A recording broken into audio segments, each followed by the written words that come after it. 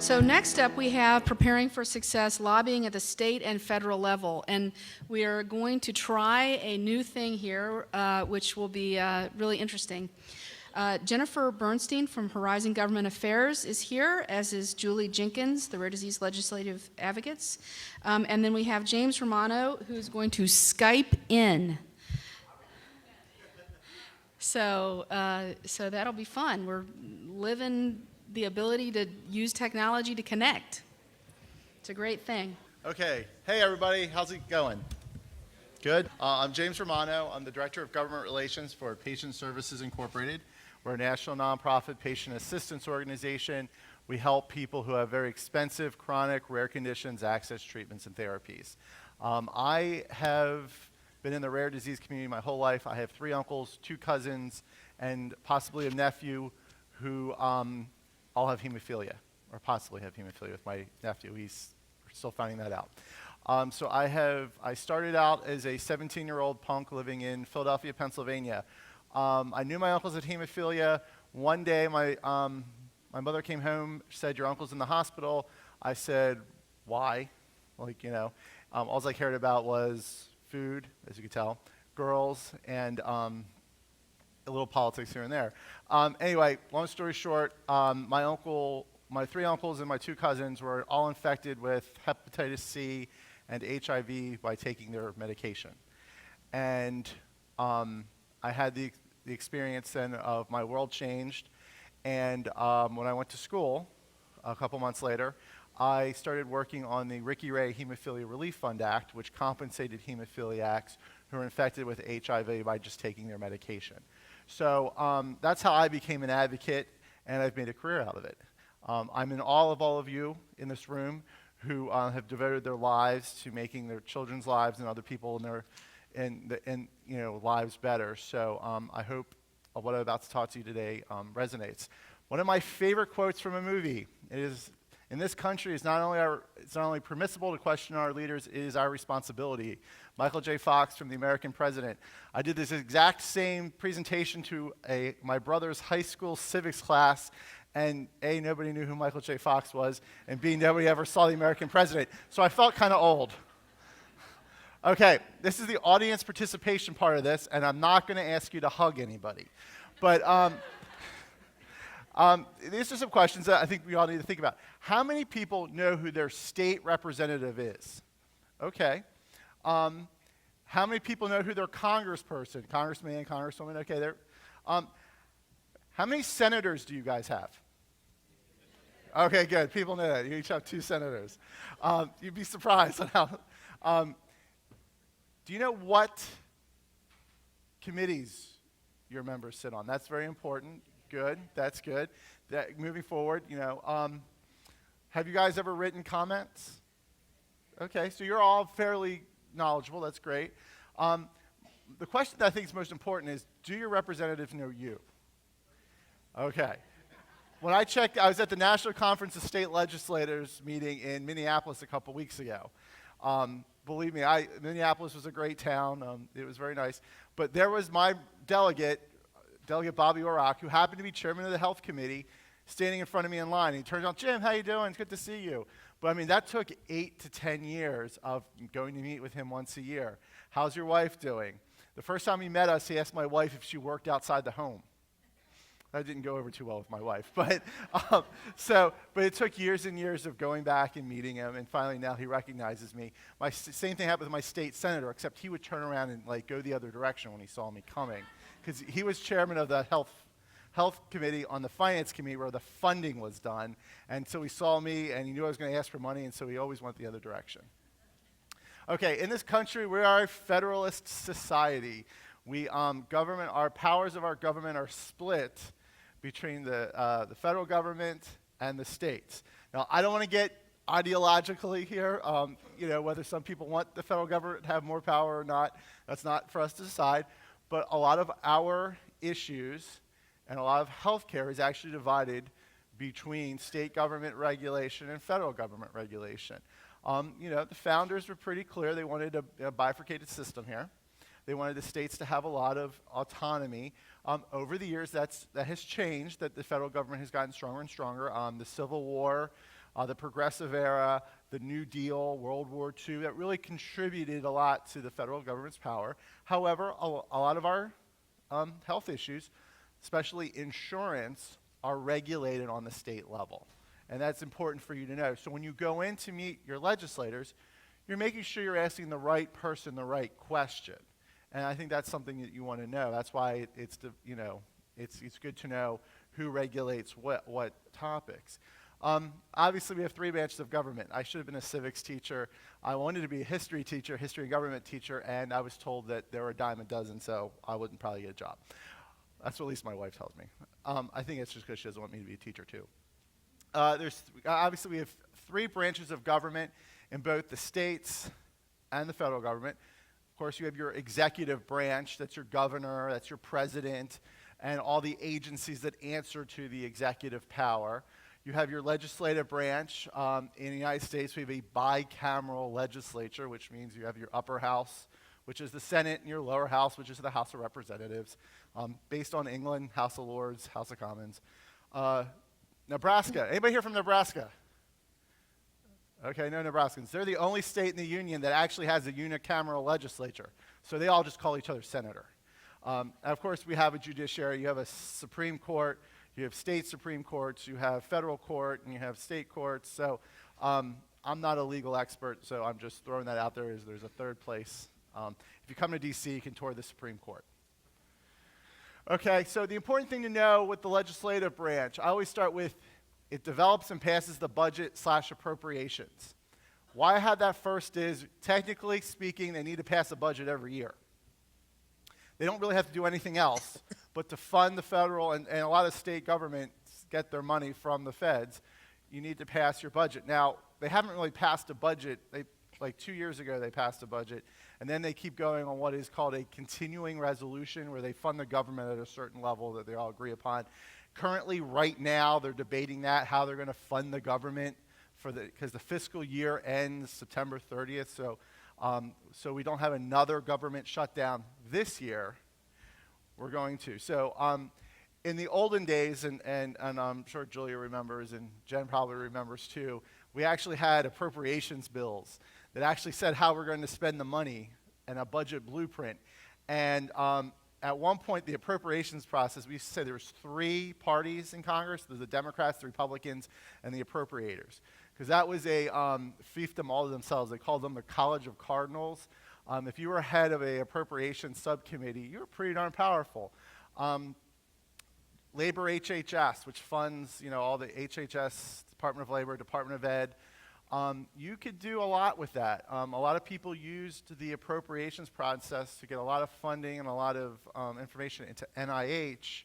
So that was pretty important. That has since been, the Republicans have since put a lot of, I would say, caps on that. So it's not as powerful as it once was.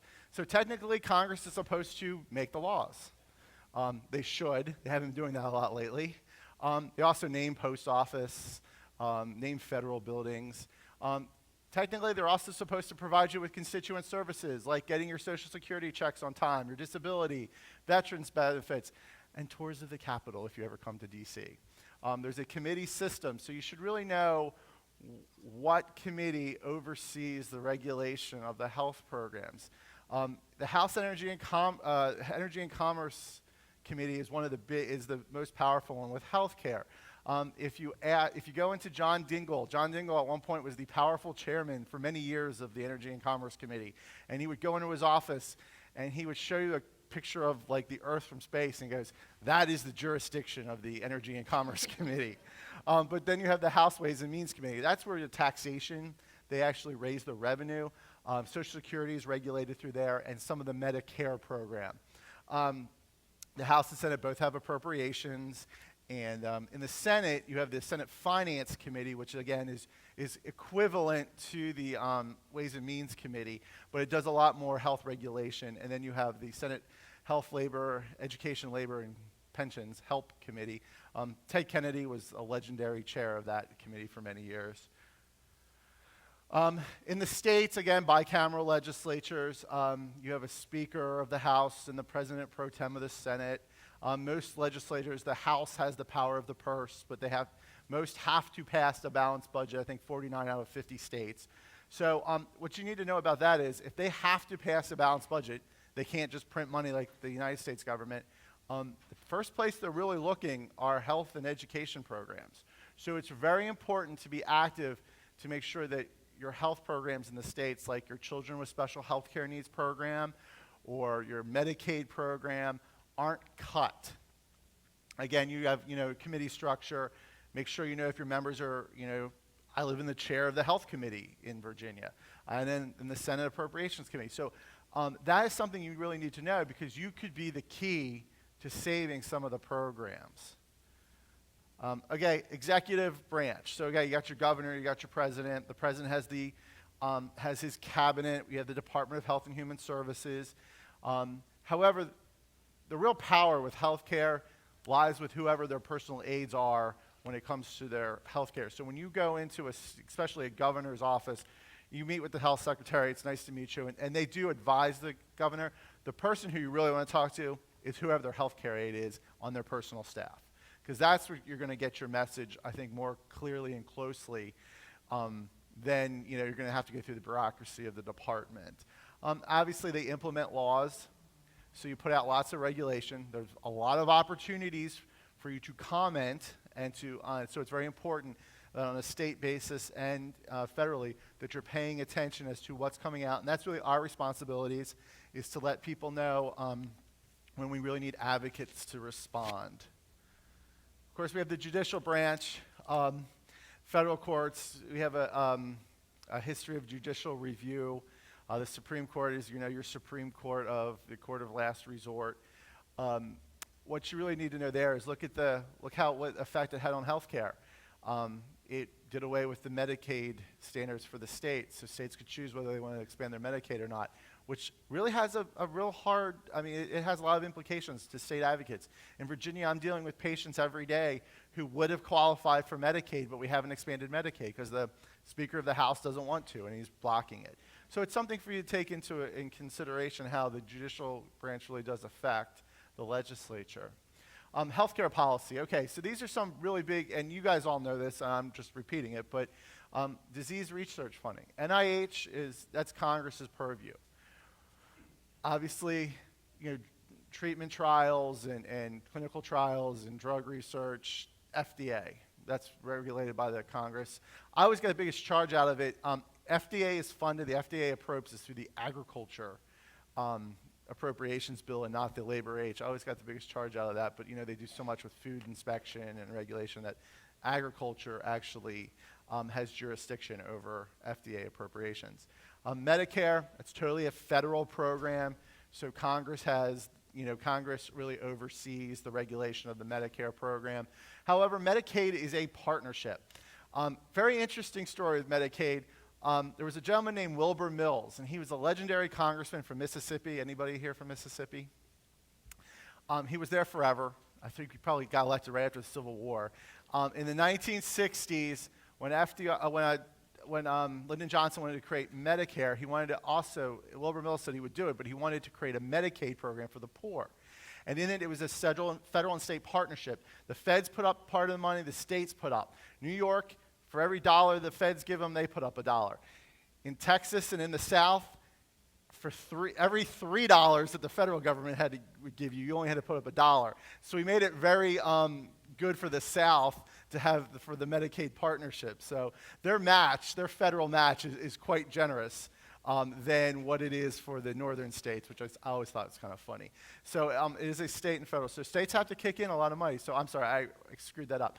For every $1 a state puts up, for southern states it's like $2, $3, $4 that the federal government has to give it. So it makes it a very generous match. Health insurance. It is basically regulated state and federally. States have a large control over the insurance markets in the states. Now, self-insured plans and ACA plans, they're tentatively regulated by the Department of Labor federally. But a lot of your state plans and a lot of your small business plans are regulated by the state. So the Commissioner of Insurance is very important. You really, as advocates, should understand whether they're appointed, whether they're elected, Will they meet with you? That's very important. Number 2, insurance committees. I hate to say this, but if you go into any state legislature and look at the occupation of all the members who are sitting on the insurance committee, what do you think you're going to see? They're insurance agents. So just remember that when you get there. It is a very interesting dichotomy when it comes to insurance regulation in the United States. So I'm going to turn it over to Julia. I've now probably talked too much, so here you go. All yours. Thanks, James. Wow, if I had had you as my government teacher, I might have been a little bit more interested. Hi, everyone. I'm Julia Jenkins from the Every Life Foundation for Rare Diseases. I probably know about half of you, but good to see you all.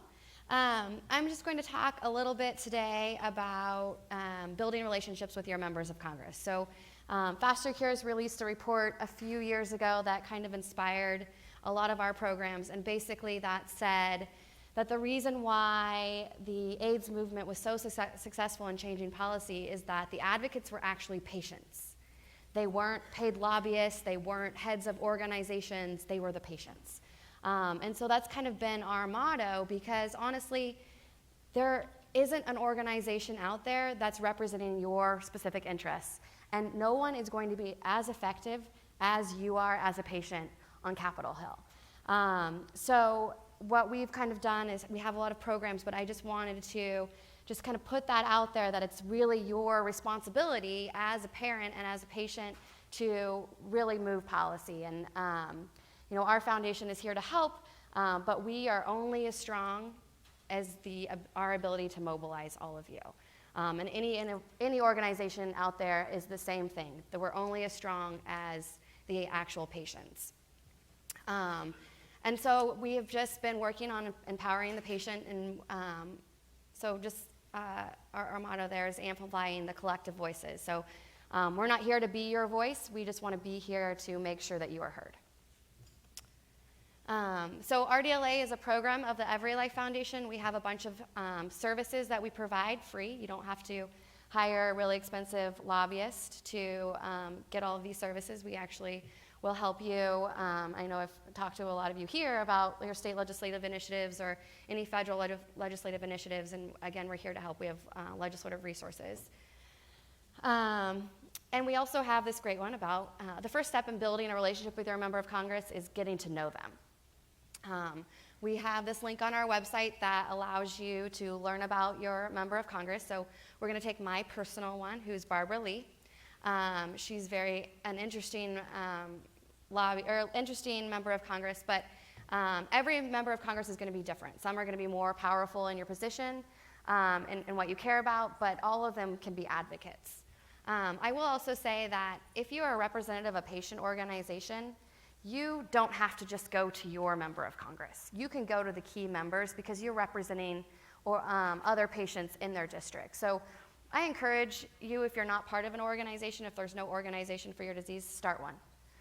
Even if it's about a single issue, the power of an organization is stronger, has the ability to sign on legislation, and it's really important in case your member in particular isn't going to be your advocate.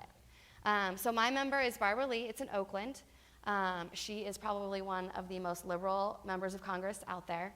And so that really affects her credibility on Capitol Hill. She doesn't play the political game that helps you pass legislation. She votes her conscience. It's all right. I like to play to win. But so, things to consider, and this website has most of this stuff. So what's her previous education? What's her previous occupation? Do you have anything in common?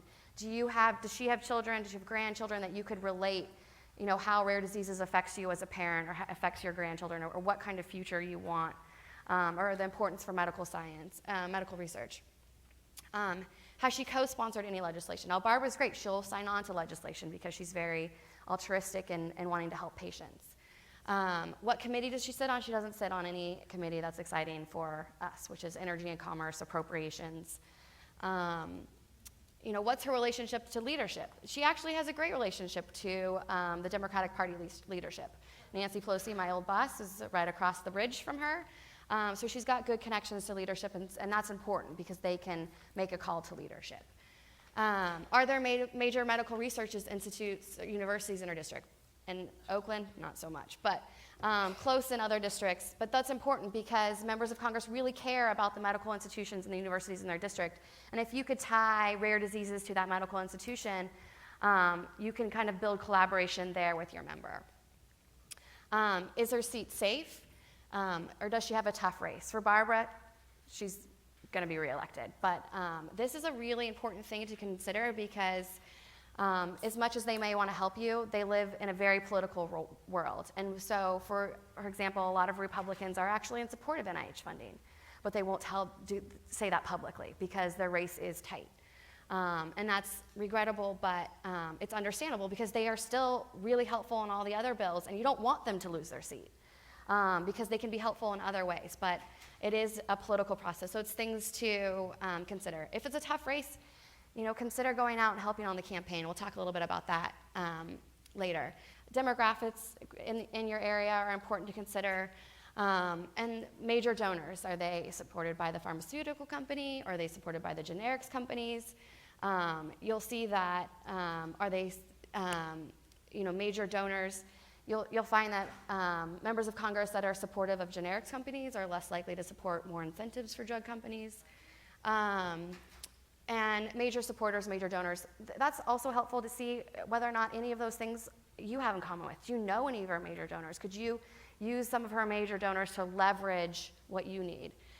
Because a lot of major donors, they have their own issues that they're donating for, but they don't mind making another ask. They're already making, and then you can, kind of add on to that. So we've gotten a lot of requests from patients about how does their member rate on rare disease issues?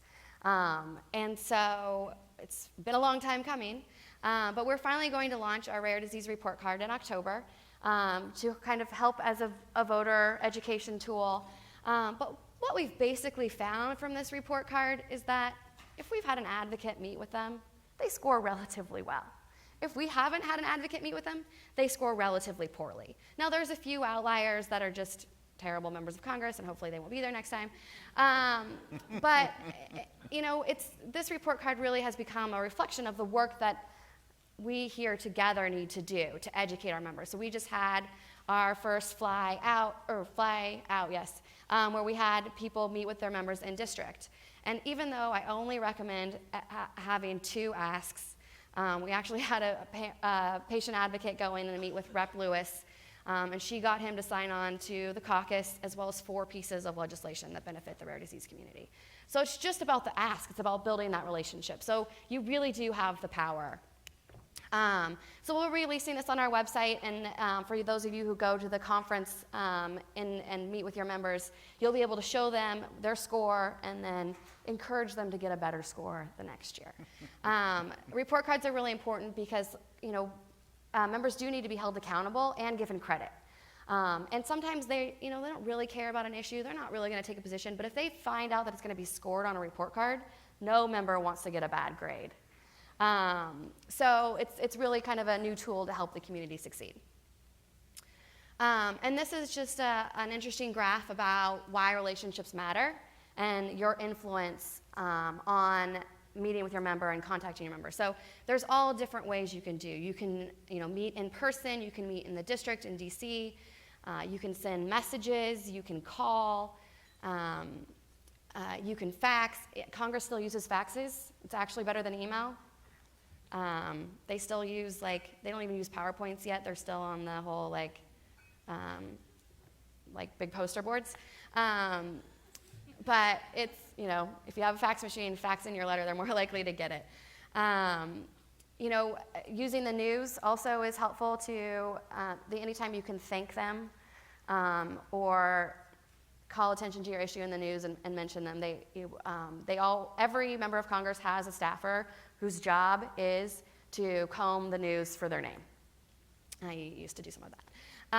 It's very boring. But anyway, so definitely different ways and the different influence. But you can see in person, you have the most influence. So we always encourage you to go out and meet with your member. And I'll be perfectly honest, if you meet once a year, not good enough. You need to, I said this last year, friendly stalking your member of Congress, right? Show up where they're going to be. try to be in their face as much as possible, have that kind of, you want that relationship where he's like, James, hi, good to see you. Run the other way. Yeah. Oh, I don't want to go. Yeah. So, you want to build those relationships. So, one of the great ways that we continue to grow the visibility of the rare disease community in Capitol Hill is via the Rare Disease Caucus. And that is the way we can have a permanent presence on Capitol Hill. Oops. So these are our co-chairs, Representative Leonard Lance, who is a Republican from New Jersey. He is on the Energy and Commerce Committee, on the Health Subcommittee. He is very supportive of rare disease legislation. We have Representative Joe Crowley, who is climbing the ranks of the Democratic Party leadership, which is also very beneficial. He is not related to John Crowley. I was in that meeting. They tried really hard. They found no ancestors in common. But it was John Crowley who first met with Joe to get him on our caucus. So very grateful for that. And we hold regular caucus briefings to make sure that rare disease patients and the community entirely has an opportunity to be heard on Capitol Hill. So this is kind of why we think the caucus is important. You can check to see if your member is on the caucus at any time via that link. Members can join the caucus very easily just by contacting the Democrats have to contact the Democratic office, the Republicans have to contact the Republicans office. But generally, Lance and Crowley's office work very nicely together. So these are some of our caucus briefings that we've had this year. We actually held one during Rare Disease Week. We brought our very first celebrity to Capitol Hill, so it's a way to get congressional staff there. Number one is to feed them. Number two is to bring a celebrity. You do what you can, right? We had early in May, we had access to care and therapies in the new healthcare system. So just continuing making sure that rare disease patients are heard and their issues are heard about healthcare implementation. We'll be having another briefing next year about that as well, just to make sure that we always have a voice in that issue. We have a briefing next week on FDASIA implementation. So there were 5 provisions. A very successful FDASIA for rare diseases, getting 5 initiatives in that bill for rare diseases. But then it's hard to pass legislation, but even harder is to make sure it's implemented. So we're all in that implementation stage. So working on that, and so that will be our issue next week. And then in November, incentives for drug development. So some of you heard about the threats to the orphan drug tax credit, a really important incentive for companies to develop treatments. Just making sure that Congress understands that importance and that they don't take away anything from the Orphan Drug Act. But new incentives too, so like the Modern Cures Bill has new incentives. The Priority Review Voucher that came about in FDASIA is a new incentive, and our foundation is actually working on a new incentive as well. So we need, with only 95% of the rare diseases having treatments, without treatments, only 5% having treatments, we need a lot more incentives. We need to figure out a way to really incentivize drug development. And Jen will talk more about the 21st Century Cures Initiative, but they basically just came out and said there'll be no more funding for NIH or FDA. So we have to figure out policy solutions to ensure that, or figure out a way that we can fix drug development without increasing those budgets, which is probably not an easy task. I'm hoping that maybe they're just saying that before the election to protect their seats, and it's not really a true thing. But we'll see. They're not releasing anything until January. So these are opportunities to meet with your members of Congress. It's campaign season right now, October.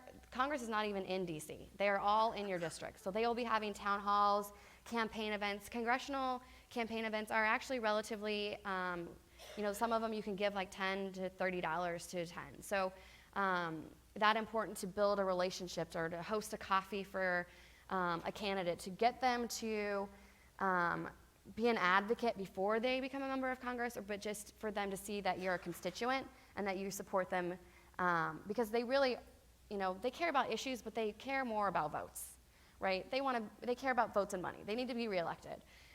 So the more that you can be in their face in the district is really important. So you can go on their website, sign up to their newsletter, and they will get you on their list. Now, the other secret thing is a lot of members of Congress have town halls, but they don't do them, they don't announce them publicly, which is lovely. But if you become in a really good relationship with that office, you'll get tapped to be speakers at those town halls. You'll get invites that the public wouldn't get. So that's one of the reasons why you want to have that relationship, is because they will call on you when they need you. And the best thing that you could ever have in your pocket is a member of Congress needing you. So that's the kind of relationship that you want to build. We did have our first in-district lobby days in August. Members of Congress go home to their districts. And so we had, I think, around 70 congressional meetings, or no, yeah, 70 congressional districts that we did meetings in. We had about 85 advocates going to meet with their members in district. And again, it was the first time we've done it, so it was kind of an experiment. We didn't really promote it a lot. It was more of just a, let's give it a try and see if it works. It worked great. Definitely going to do it again. So if you can't join us in DC, there's still that opportunity to meet with your member of Congress in district. And you don't have to wait till when we actually do an in-district. Like, feel free to give us a call and we will help facilitate a meeting with your member in district. That's kind of what we're here for, and you can always call and request yourself. But we also have Rare Disease Week on Capitol Hill. Used to be just a small lobby day, now it's a whole big week. There are brochures out on our table. It's free. We provide travel stipends. I'm a huge believer that democracy should not cost you money to participate in, so we want to make sure that you can get there and enjoy the week. And we also do it in conjunction with the NIH's Rare Disease Day, so all of you attending our events can also go to the NIH. So I'll be answering questions, but I'll be around if you guys have any questions.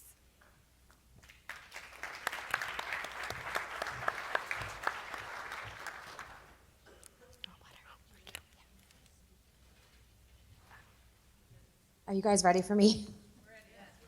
All right, first of all, I'm sorry that you have to look at this like 15-foot head. I'm really sorry. And for all my friends in the room who are texting me right now to make me laugh, I'm gonna get you back. So just be ready for that. All right, so I'm gonna talk a little bit about how you handle your meeting when you're on the Hill. I'm a lobbyist now, but I used to be a Hill staffer, and I actually used to work with Stephanie Fisher, who I believe is in the room right now because she was one of the texters. So I wanna just get you prepared for how to handle that kind of meeting. The first order of business, Carrie, you can flip the slide, is to know your audience. This sounds so basic, but when I was on the Hill, I would have people come in to meet with, they thought, the congressman.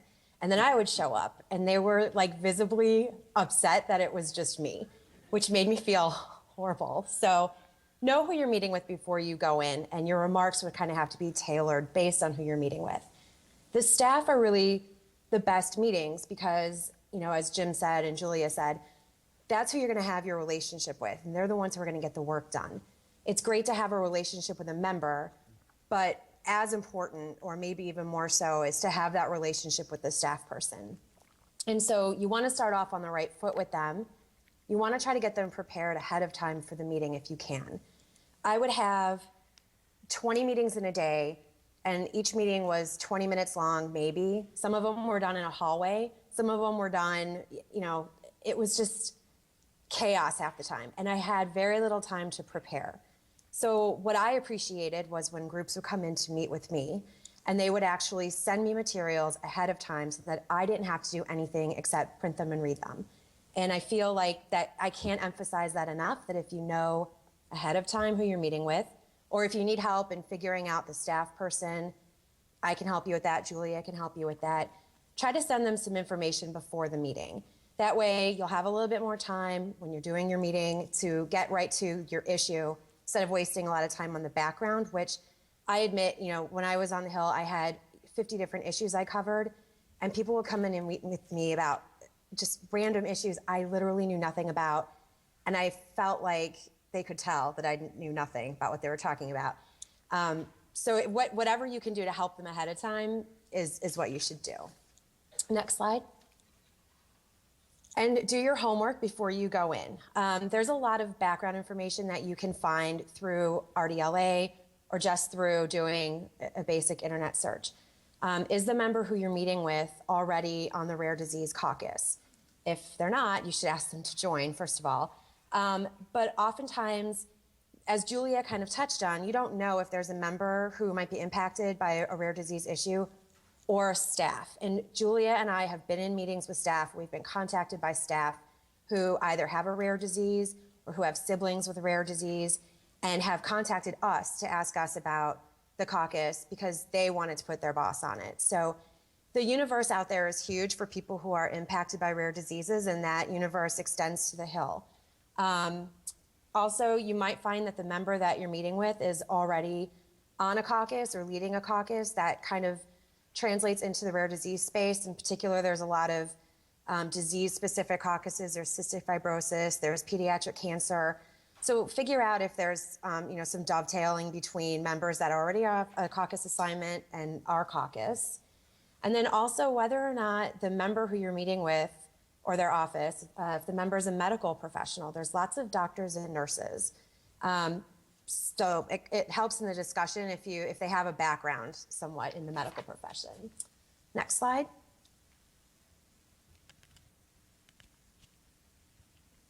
Okay, you all have to memorize this. This is the caucus membership right now. You actually don't have to memorize it because it's going to change. There's several members on this list who are either retiring or who have lost their seats.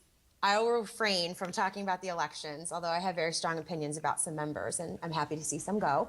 But I want to point out that there are a couple of members on this list who are extremely important. First of all, the chairman of the Energy and Commerce Committee is a member of the Rare Disease Caucus. He was actually the original Republican co-chair of the caucus. It's Fred Upton from Michigan. And when Fred became the chairman of the Energy and Commerce Committee, he had to step away from having a leadership position within the caucus, and that's how Leonard Lance was brought into the fold. But so the chairman of the Energy and Commerce Committee is on this caucus. So is the chairman of the Health Subcommittee, that's Joe Pitts from Pennsylvania.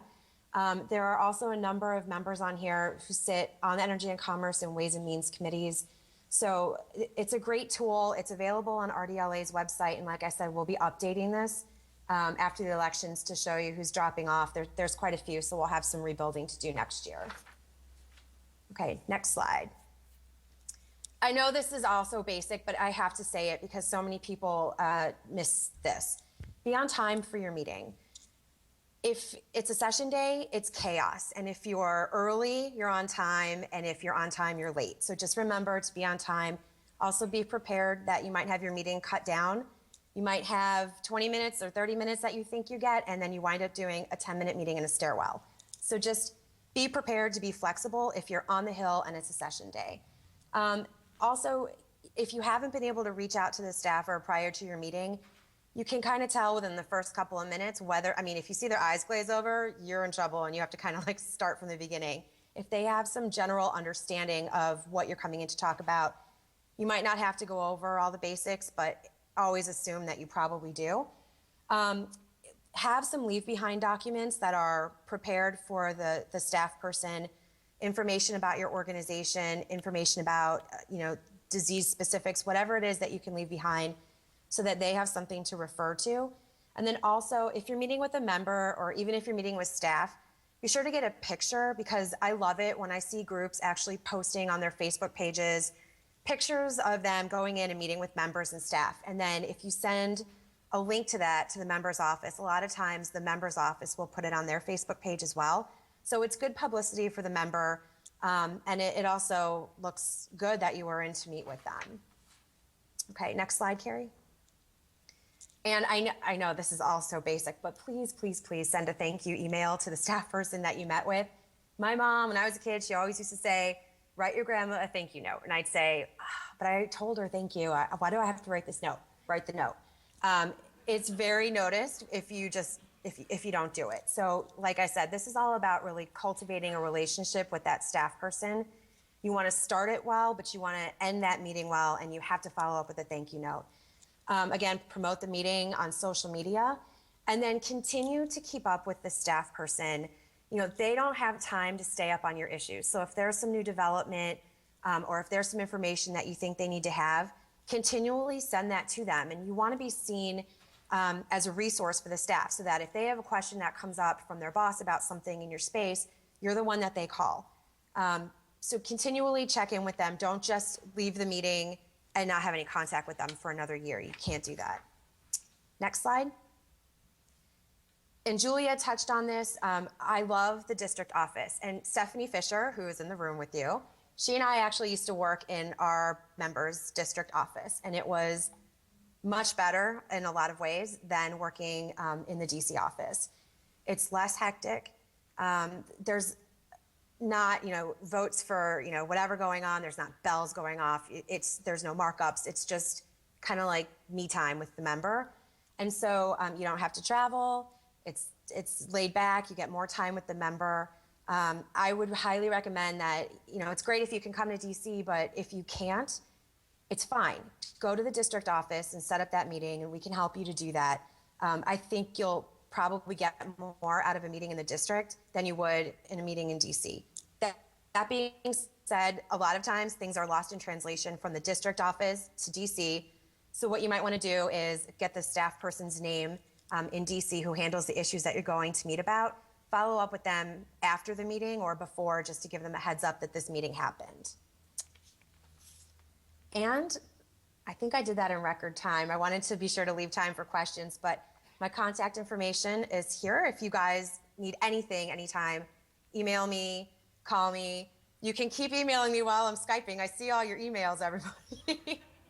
But really, if there's anything that I can do to help, while you're on the Hill or to set up anything, please don't hesitate to let me know. Thank you.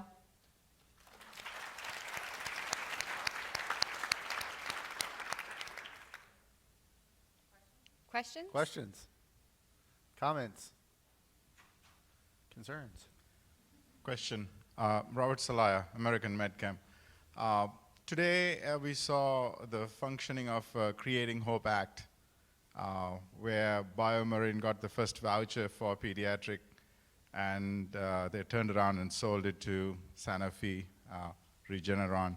And that was, I think, the original intention of incentivizing pharmaceutical biotech companies to bring forward drugs for pediatric conditions.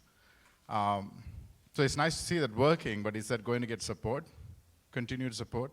Do you know?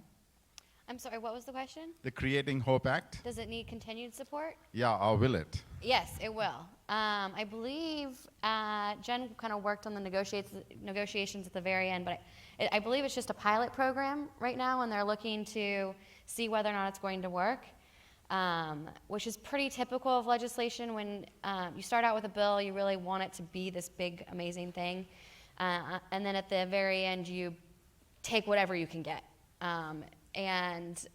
But it's working, and so I do believe that it needs to have that continued support of the rare disease community, and more incentives are needed. But Jen, do you have any? I'll say it was a really ugly process to get that, which it seems so simple and so common sense, and to get that included in FDASIA was a nightmare. And there was a lot of negotiating that had to happen at the last minute to get that in. And so that always makes me concerned. And so we just have to keep talking it up and talking about the fact that it's working and make sure that it stays. Yes. What do you do when you're in a district where somebody is staunchly conservative and really doesn't seem to be in alignment with a lot of these kind of issues? Do you still try and work with that person? Dana Rohrabacher. Absolutely. Do you still try and work with that person, Yeah. or do you try and work with Yes. maybe the person he's going up against? Okay. One of my best friends in Congress is a guy named the name of Joe Wilson from South Carolina. And he is very conservative. However, I had a one-on-one meeting with him one time. And I asked him to co-sponsor a bill. And he did the him and hawing. And I said, okay, well, I brought in somebody from his district. So if you're in a gentleman's district who's very conservative, or a gentlewoman, really trying to get the face-to-face meeting and explain what you have to go through, telling your story, I think will really help. It helped with Joe Wilson. I brought in a hemophilia family. He understood what we're trying to do. And I think that, if you can get that one-on-one meeting, you can eventually get there. These are a lot of these people are good people. They just philosophically, for some reason, don't agree with us sometimes. But there isn't, most of them are educatable. Well, and then you have the congressional staff are not going to be as politically polarized as members of Congress. So building those kind of relationships, I went and met with a member, and she was like, accelerated approval is bad. We're going to get unsafe drugs to patients. And I was like, what?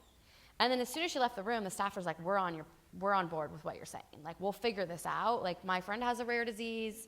I understand what you're saying. But the member was so staunchly set, and also members will get set in their positions and just not hear you. But the staffers, if you can build those relationships, they might be a little bit more helpful. And then there's also the other way. So, for example, you can always figure out a way to tailor your ask to fit into their particular main policy goal. For example, Chairman Pitts, he is hugely anti-abortion.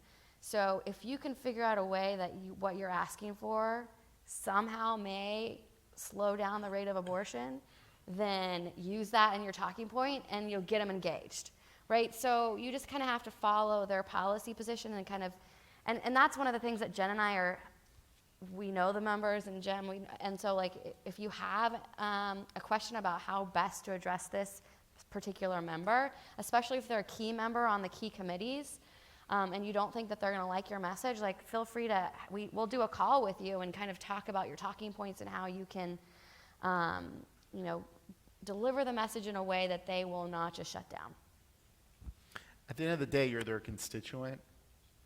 And so at least for a lot of members, that counts for something. Yeah, I wanted to thank RDLA and Julia for setting up the in-district lobby days. I'm Mark from the Pemphigus Foundation, and we just participated in the in-district lobby days, and it was a fantastic opportunity to meet with the representatives from Congress and their staff. And the nice thing about doing the in-district lobby days, it wasn't as stressful as being on the Hill. You have a lot more time to talk about, what you're concerned about, the legislation you're concerned about. So RDLA is a great resource for that, to contact your local offices for sure. I had a question about America Heals and America Cures Act. I was just in DC this week, actually, up on the Hill, and we were talking about that particular legislation, and there was some concern about where the funds for the trust fund was going to come, because the bills don't necessarily specifically talk about where the money is going to come from. It just says from the appropriations. So what's your take on that, and where do you think those funds are going to come from? That's a tough question. If this is another really important thing, is Congress does not have all the answers at all. They don't Or have the money. They don't really have any answers. Or the money. Yeah. So it's really important for us as a community to kind of come up with those answers. When you have an ask of Congress, or if you have a problem, you always go in there with a solution. My personal opinion is they kind of introduce those bills kind of as this is my position, that we support funding, and they're kind of forcing people to either take a position, not, whether or not that bill will ever go into effect or if it will lead to a different bill. It's kind of a game where you kind of throw something out there and see where you can get support, even though you don't know if it's going to move. You're just kind of feeling everyone out, and I think they're waiting. We've reached out to their offices, and can we do it as a public-private partnership? And they're like, we're open to everything. But I would ask the sponsor. I mean, that really, when you ask the funding question. right, but the sponsors don't know. That's why Yeah, sure. So they're open to suggestions. So I talked to Ann Ashby's office about it, who's the Dem on the House side, and the bill has no Republican support, and the Republicans control the Congress, so it's not going anywhere. But I think those kind of bills are going to be really important next year, since the 21st Century Cures initiative is not going to include funding. Again, don't think there are people out there advocating for more funding. There are, but they're not strong unless you support them. So next Thursday is actually the Rally for Medical Research that we're sponsoring and I'm participating in. And I encourage you guys to send emails and letters and really bring that to congressional attention. I don't know what's going to happen with that bill. What's the solution? If you guys have solutions, let me know, because I'll sound really smart when I go tell a member because I figured it out. But Jen, do you have any more? I mean, nothing is moving this year. You can count on that. So everything that, we're talking about potentially could find a vehicle next year in 21st Century Cures or not. It really depends on how loud we are. Just the same way we kind of worked Fadasia, we have to work 21st Century Cures, which I'm going to talk about in a few minutes. All right, thank you, Thank you. everyone. We'll be around if you have more questions.